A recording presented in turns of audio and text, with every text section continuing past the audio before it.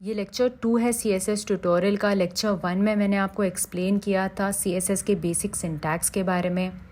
एक एनालॉजी भी ली थी जिसकी मदद से मैंने आपको एक्सप्लेन किया था कि सिलेक्टर्स क्या होते हैं, प्रॉपर्टीज़ और वैल्यूज़ क्या होती है। मैं चाहती हूँ कि आप वो वीडियो पहले देखिए और फिर इस वीडियो पे आ जाए। तो इस वीडियो में हम देखेंगे टाइप्स ऑफ सिलेक्टर्स के बारे में, लेकिन उस टॉपिक पर जाने से पहले मैं चाहती हूँ कि आप समझ जाए आईडी और क्लास में डिफरेंस क्या होता है। तो अगर मैंने ये स्टेटमेंट लिखी है जो कि है हेडिंग और उसमें लिखा है ID is equal to my heading, मैं चाहती हूँ कि ये जो मेरा H1 टैग है जिसमें मैंने हेडिंग लिखी है माई हेडर, ये हो जाए ब्लू। तो मैं लिखूँगी CSS का कोड और जिसमें मैं लिखूँगी माई हेडिंग को ब्लू कर दो। इसका क्या मतलब है?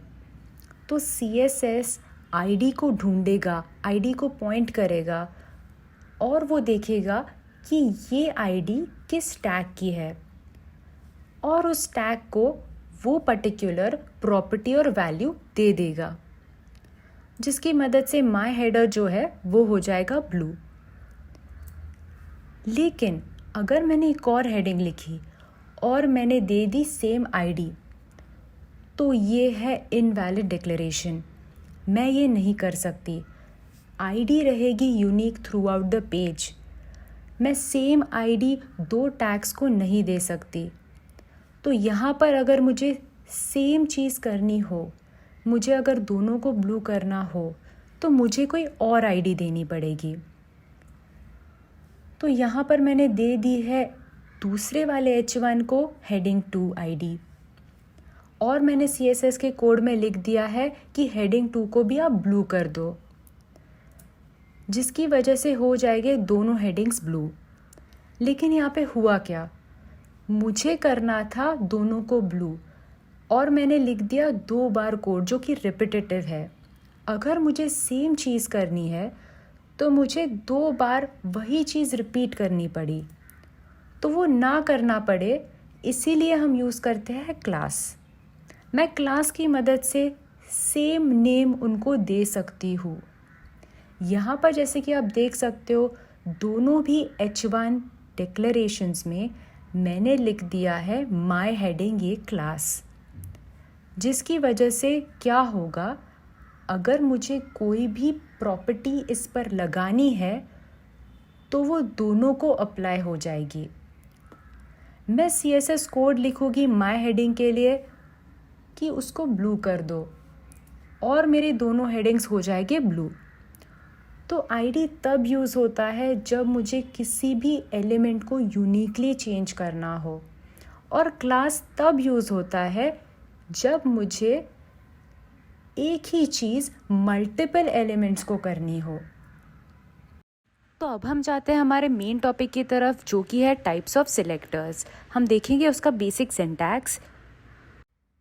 ये बेसिक सिंटैक्स है CSS का, जिसमें है सिलेक्टर और कर्ली ब्रैकेट्स में है प्रॉपर्टीज़ और वैल्यूज़। तो सिलेक्टर वो है जिसे हम सिलेक्ट कर रहे हैं स्टाइलिंग के लिए। तो 5 टाइप्स के सिलेक्टर्स होते हैं।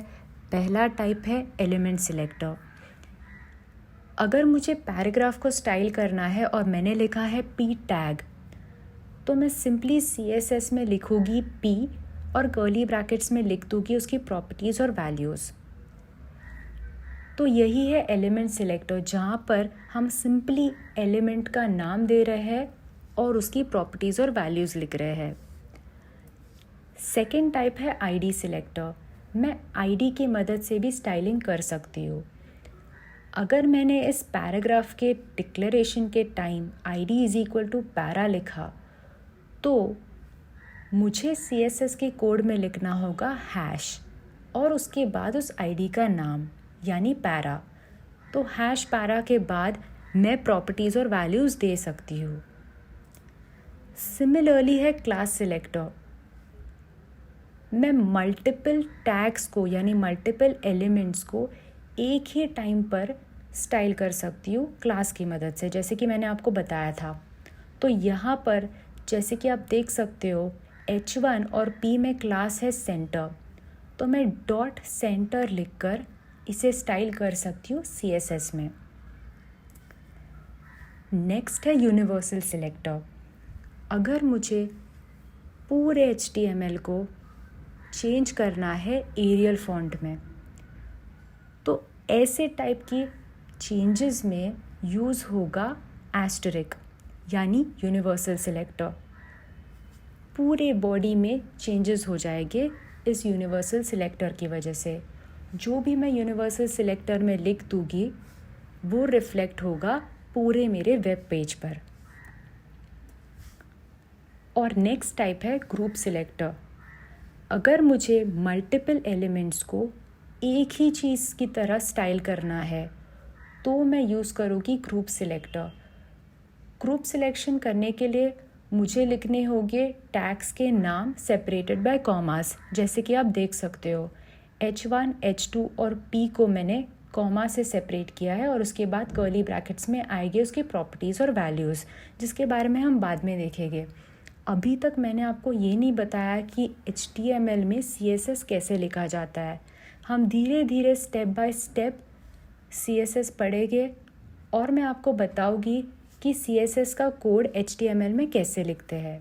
बस इतना ही था इस वीडियो में। अगर आपको ये वीडियो पसंद आई हो तो प्लीज़ इसे लाइक करो, शेयर करो। अगर आपने चैनल को सब्सक्राइब नहीं किया है तो तुरंत सब्सक्राइब करो। Thank you.